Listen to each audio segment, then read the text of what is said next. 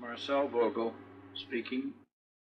I'm going to talk to you now on how to tune the crystal, charge it, clear it, and prepare oneself for the basic operations that are used in the therapeutic practices that we use with these crystals.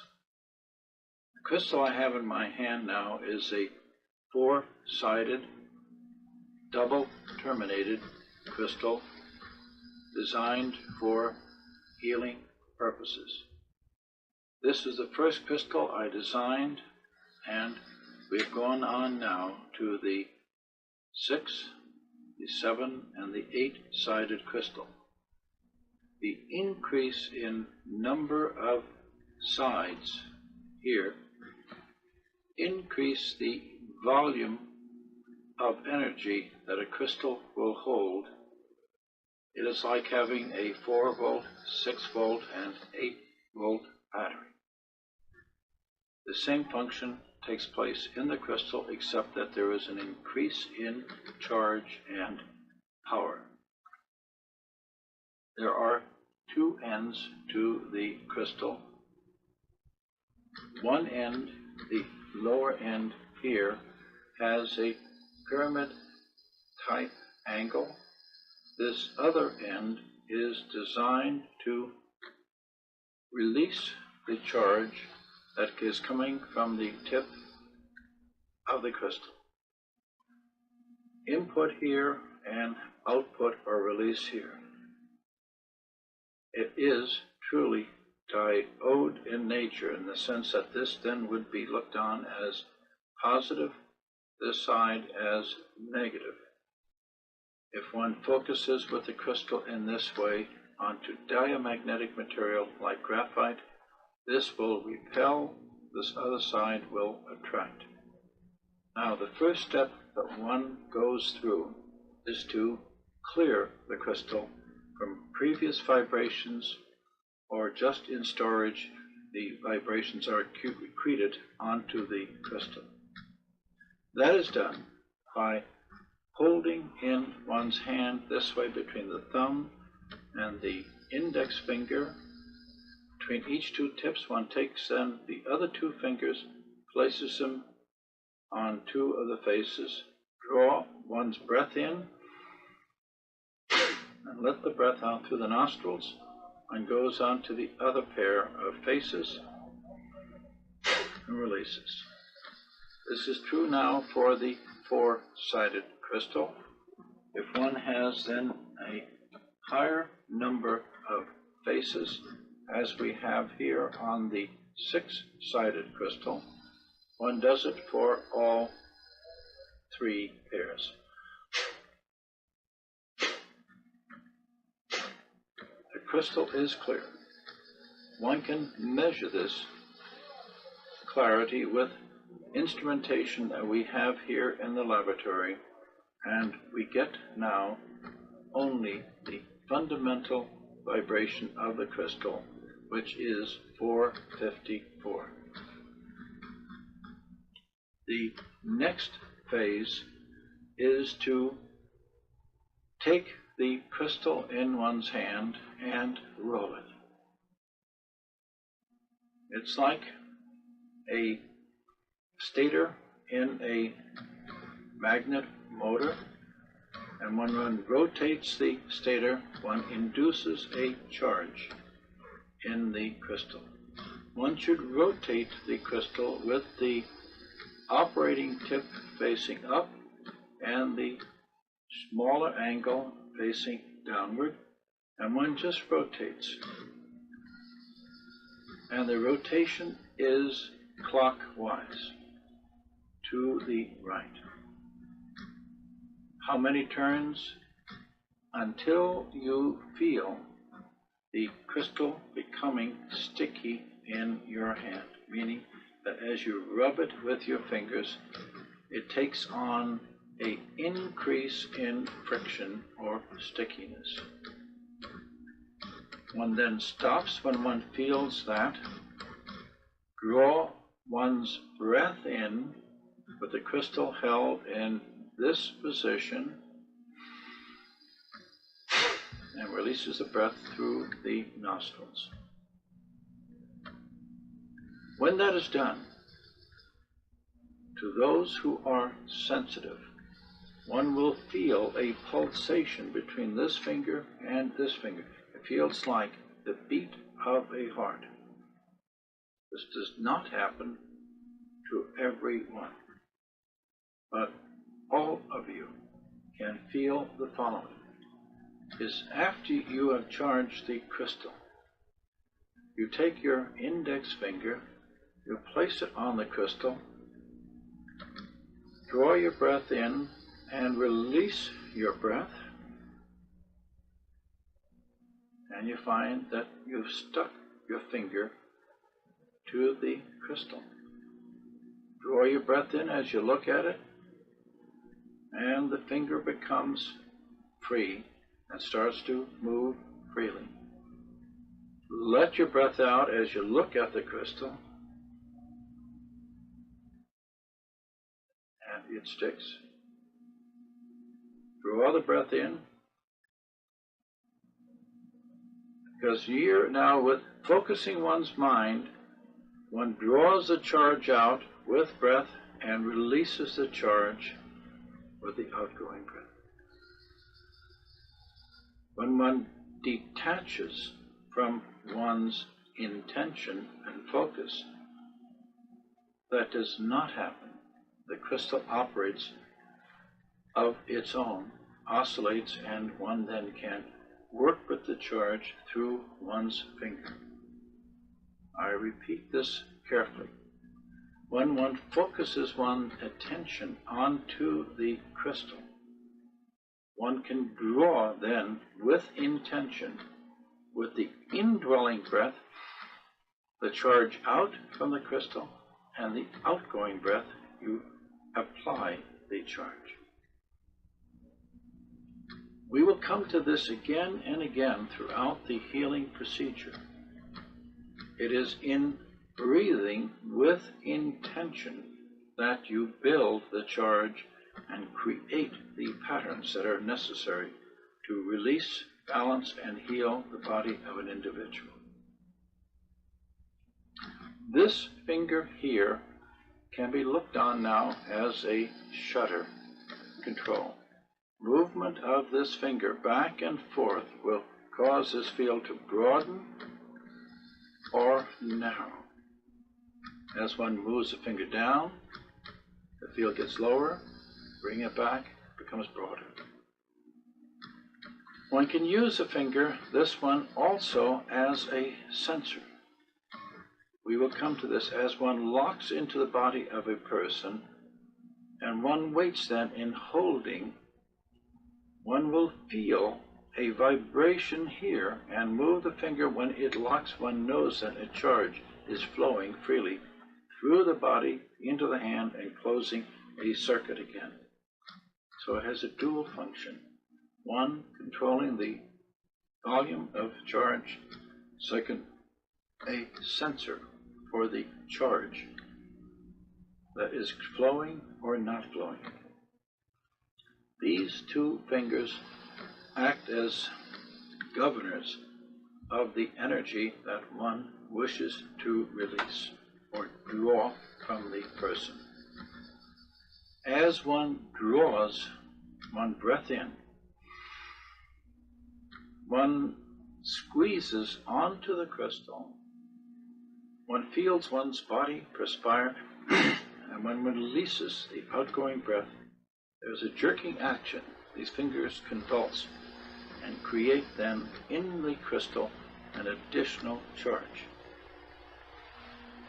This crystal, quartz, silicon dioxide, has a quality of piezoelectricity. This means that when you squeeze the crystal, the pressure is converted into an EMF or electrical charge. If you apply an electrical charge between these two plates like this, these two parallel surfaces, a vibration or sound is produced. So it converts pressure into electricity or EMF, or you can apply an EMF and it is converted into a vibration or sound. We're dealing with both of these modalities when one works with the crystal. This covers now the clearing and charging phase of the crystal, and I will repeat this now before closing the first part. To clear a crystal, one holds it in one's hand this way, and here breathes through the nostril. Second time.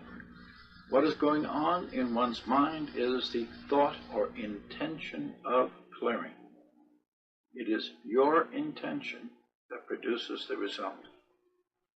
Phase 2, you charge the crystal by first rolling until you feel a slight stickiness. Then you draw your breath in, create an image of the crystal in one's mind, and release the breath with the eyes closed. That completes phase 1.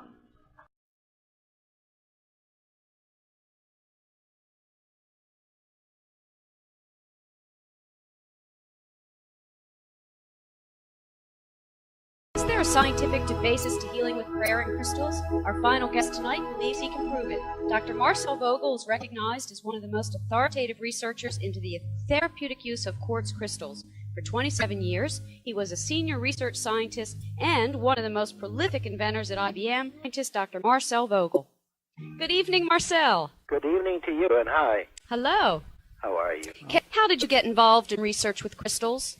I've been into crystals all of my life. First of all, I've grown crystals in the furnace, in the laboratory, but the handling of quartz for their therapy and the unusual properties which we're going to be talking on now started in 1973. I gave a talk at the Church of Religious Science. And a minister there heard me talk, and she called me the next day and she said, I feel impelled. I want to send you a crystal, a quartz crystal. I am a stockholder in this quartz crystal mine in Ontario, Canada. And this crystal is unusual because when you hold it in your hand, I find that it will vibrate or oscillate in your hand. And I had about a zero interest in doing anything along this line. And she was very insistent that she send it to me, and I said, if you want, send it to me. So in the mail came the crystal, and next to me the time I received it was a young man by the name of Chuck McNosa, who I had hired as my assistant, a very sensitive young man. And I took the crystal in my hands and I drew my breath in.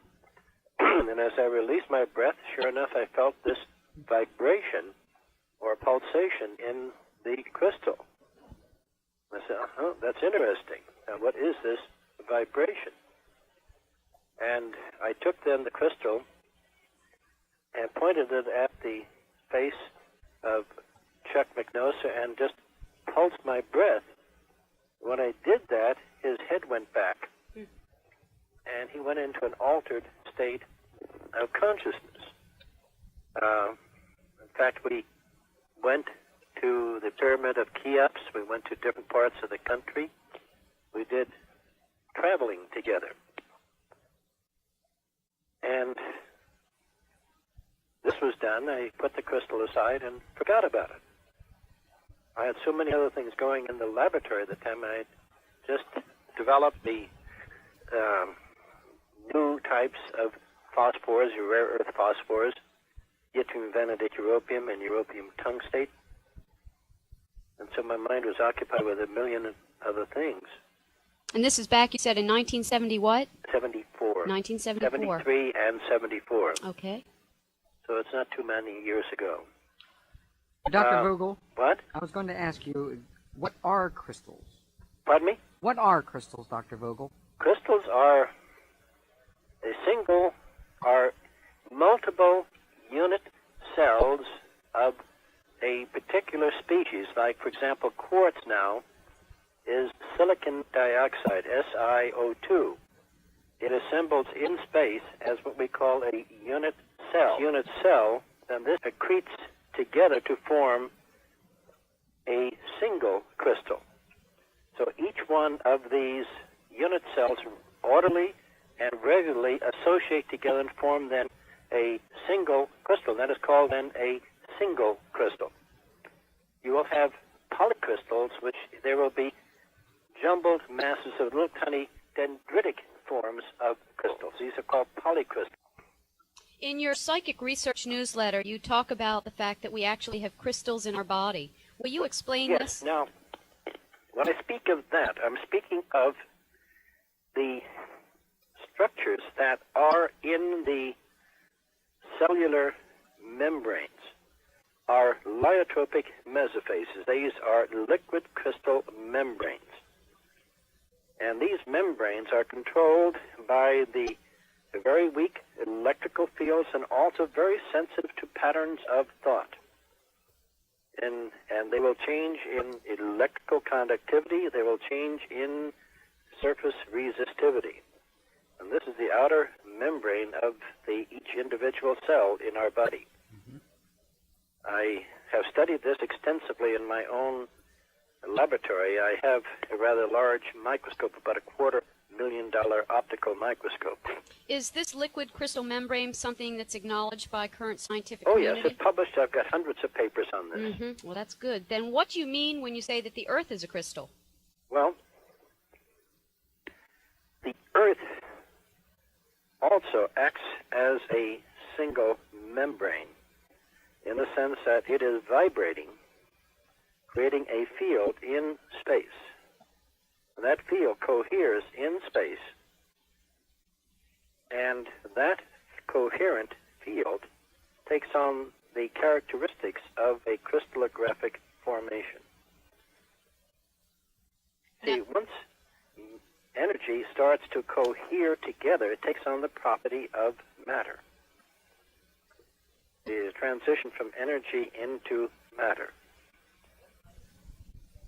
What I have ended up in the intensive studies that I have done now is I feel that we are making quantum transducers for the mind.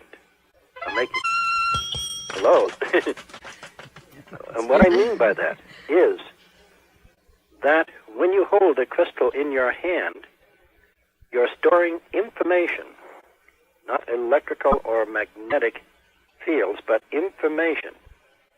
And that information then can be locked into a crystal, and it can be then processed. Now, I've proven this point many thousands of times by putting a program in with my mind. I do that, and once I take the program out with my mind, so the primary controller is the mentation, the program that you imprint with your mind. So this is the first step to building mind computers. So you see how big this is. Yes. Well, what can we use crystals for, Dr. Vogel? Well, I'm giving you one for opening up a whole new areas and fields of chemistry and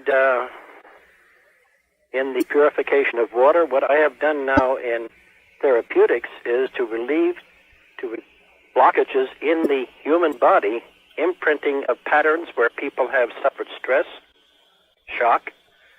If you had had a copy of the last issue from experiences in Australia, I'll give you an example. A man came to me who had been bitten by a poisonous insect. He was still in shock. The doctors wanted to amputate his leg. He was that toxic. He refused to have his leg amputated. He came to me, and I treated him once with the crystal to release the toxin from his body, from the insect bite.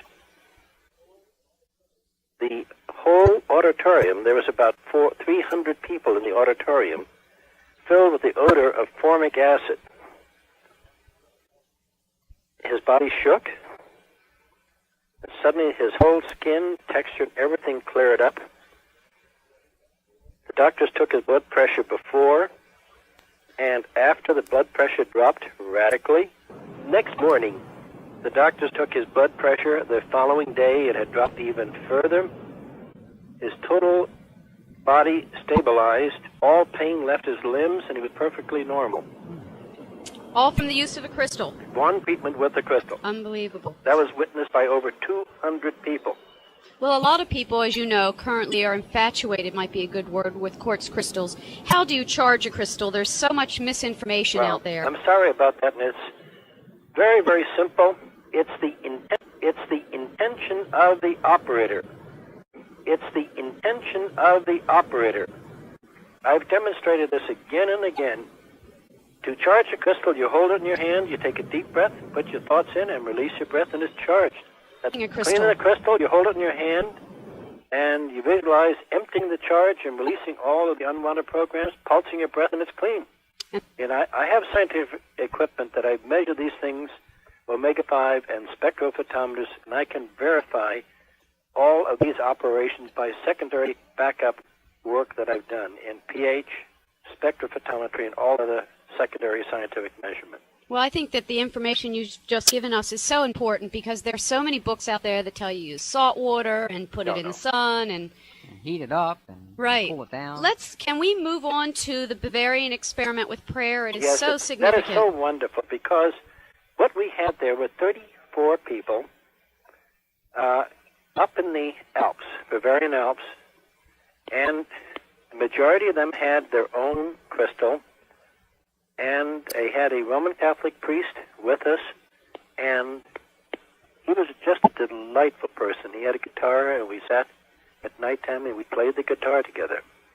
And with us was a physicist, a medical doctor, and I had my omega-5 to measure the forces that were in the crystal and in the water. So we put a jug of water on the altar, and we measured the field that was present in each person's crystal. Now, we had the crystals that were cut by us, and we had about a half a dozen crystals that were natural crystals that people got, like Herkimer diamonds and other naturally terminated crystals. Do you follow? Yes. So, we measured these, and we recorded these results on day 1, after the Mass, day 2, day 3, and day 4. We measured both the crystal and the water that was on the altar. On day 1, it was about 10 to the 3rd power. In other words, numbers with 3 digits. The same thing true with the water. The second day was about 10 to the 5th digits, 5 digits. Dr. Vogel, I'll have to pause in just a few seconds. We'll be back after a 3. Dr. Marcel Vogel, would you please? Are you ready? Yes, we're ready now. All righty. We did the measurements with 3 people, a physicist, a medical doctor, and myself, and we all got exactly the same readings. After the 2nd day, we got no further readings from either the Herkimer diamonds or the natural crystals. They did not charge. The third and fourth day, they crept up, and finally when we got to the 4th day, it went up to 10 to the 34th power. Oh, my. 4 times 10 to the 34th power, 5, 4. I took a sample of that water with me home, and 1 year later, measured that water, and it was exactly the same reading that we had when we did it a year ago in Germany. 1 year later. 1 year later. Now, we did a spectrophotometric analysis of that in the ultraviolet.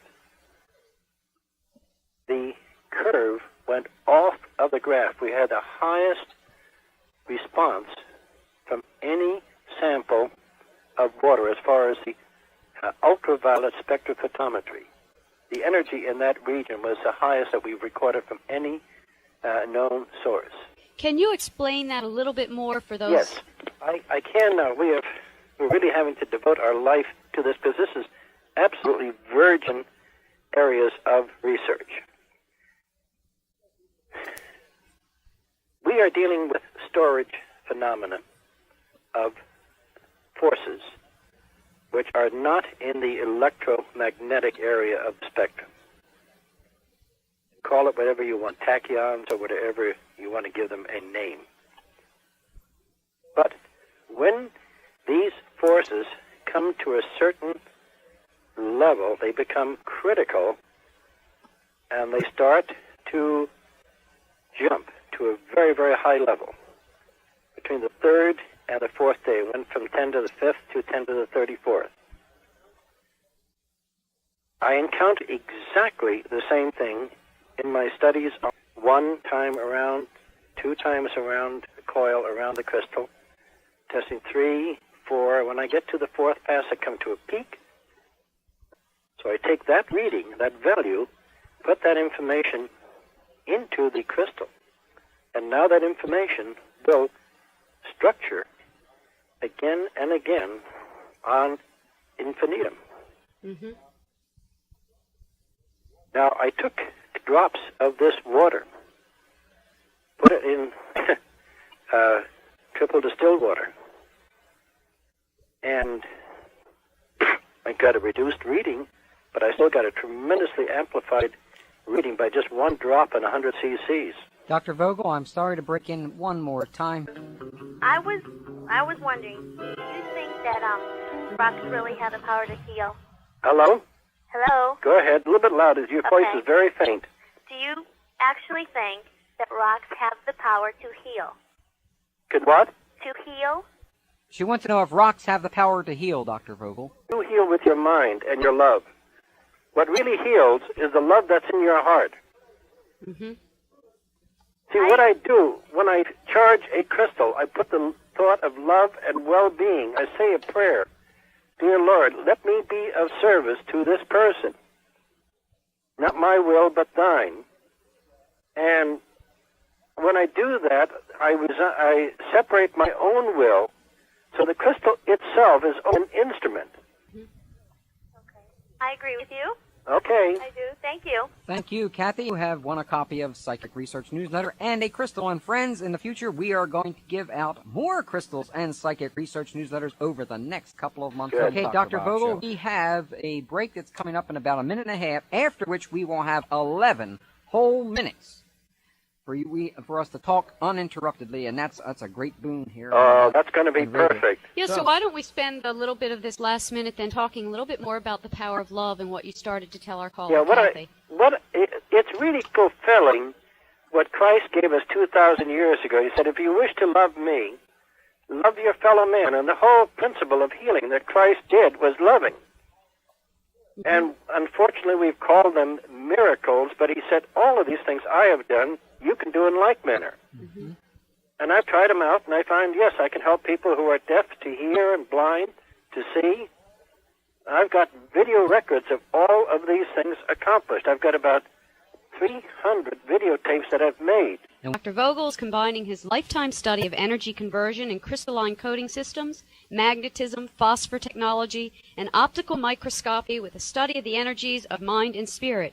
It is his intent to quantify and identify these energies and to apply them to Psychic Research Incorporated's current projects of purifying water, aging wine, for which Dr. Vogel has a patent and what we talked about this evening, and the therapeutic application of crystals and crystal devices.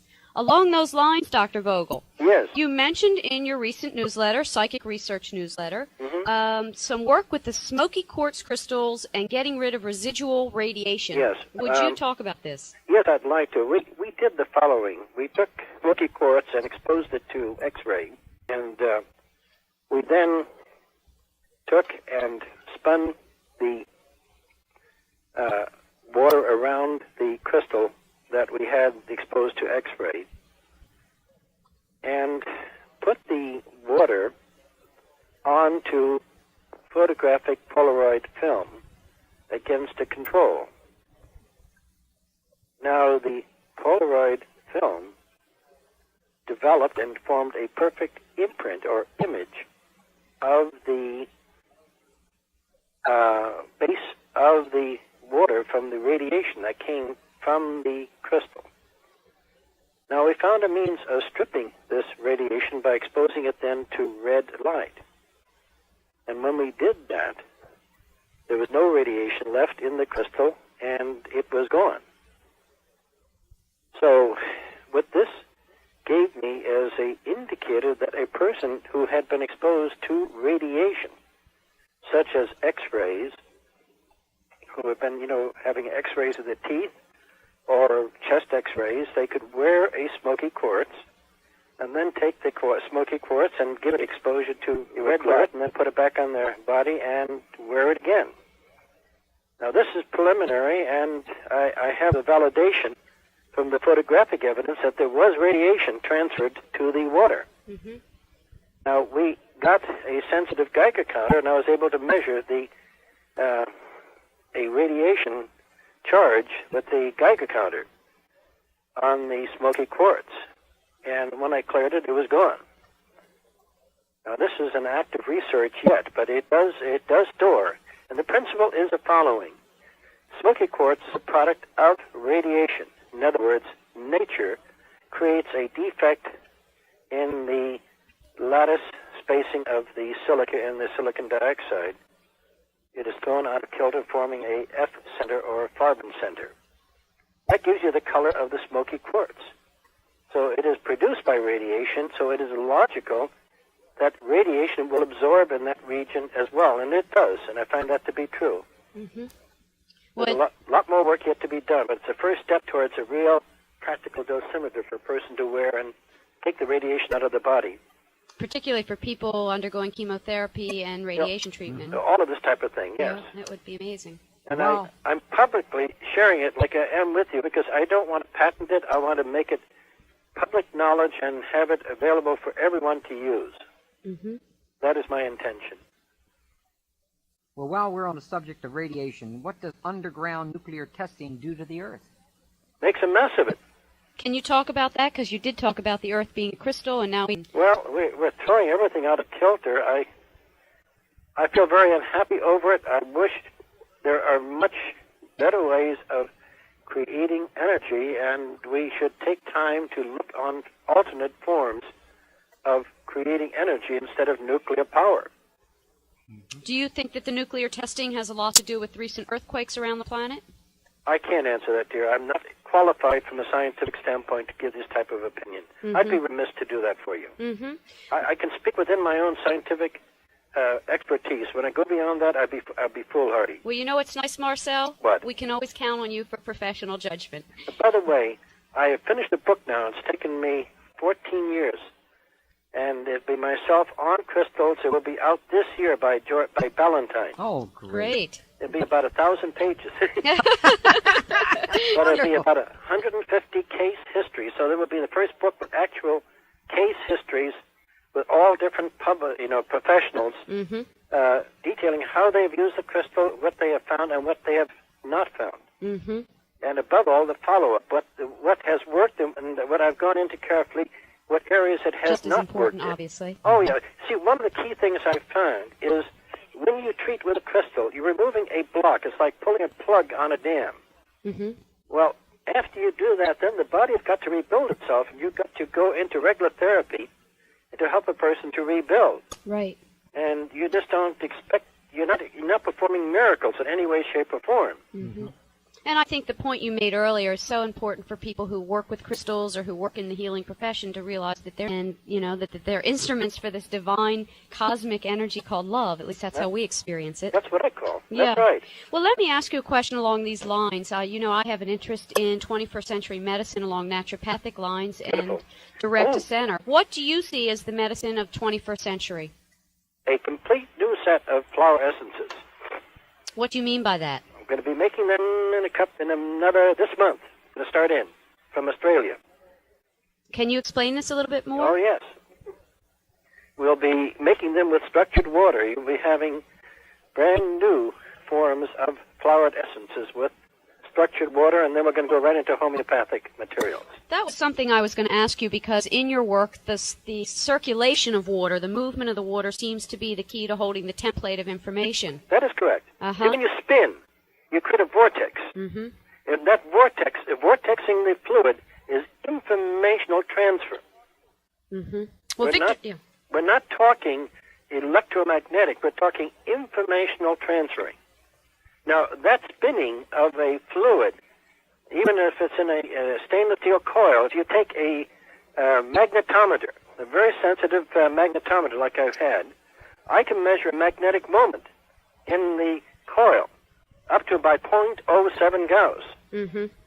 So the net from that spinning fluid is a magnetic field. Mm-hmm. But the initial vortex is not in the electromagnetic field. It's information. See, it's informational transfer. Well, one of the questions I had, and we've asked this before, most people think, well, you can just pick up a crystal that comes from some mine somewhere, Brazil or whatever, and it starts to work kind of like automatically.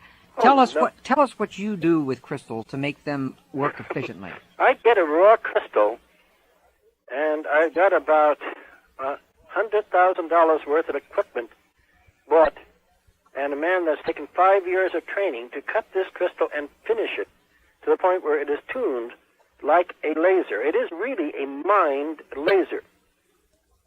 So you cut away all of the dross until you have that thing down to the point where it becomes sensitive to your patterns of thought. Now, the discovery we made is the following.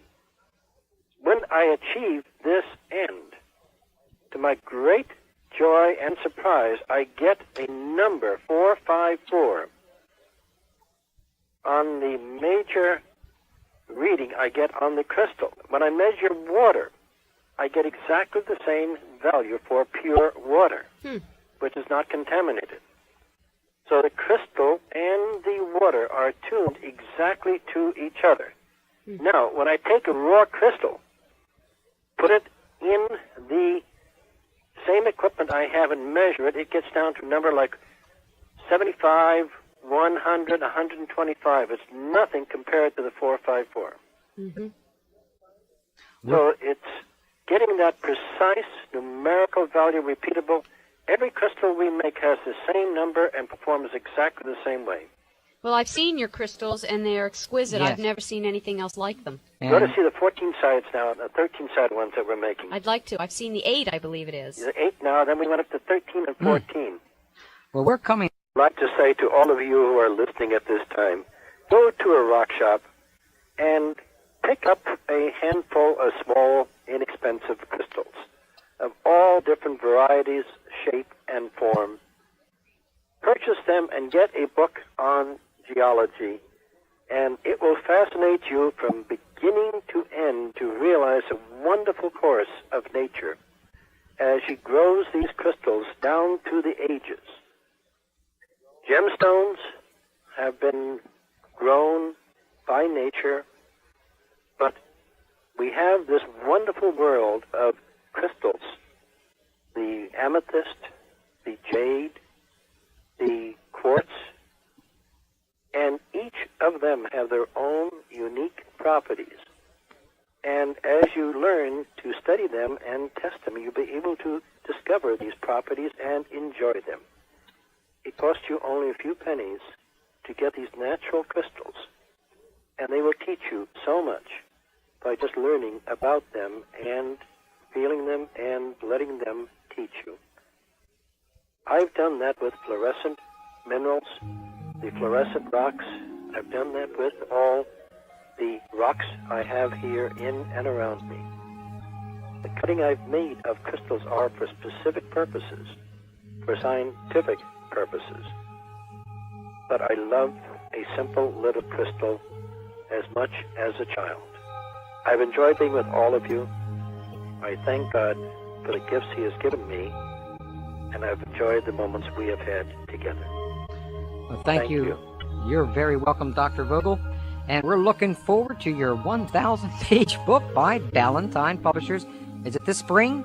It's going to be later on. I'm not sure it's going to be 1,000 pages. I could probably cut it down. But it's going to be out this year. It was going to be out last year, but they put it ahead to this year now. But it's coming out this year now. We look forward to that. It's going to be fun. We look forward to having you again on our show, and thank you again for sending us all those crystals, which we will disseminate to the American audience over the next couple of weeks.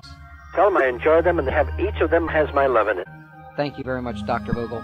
Goodbye now, and God bless you. God bless you. God bless you. Bye-bye.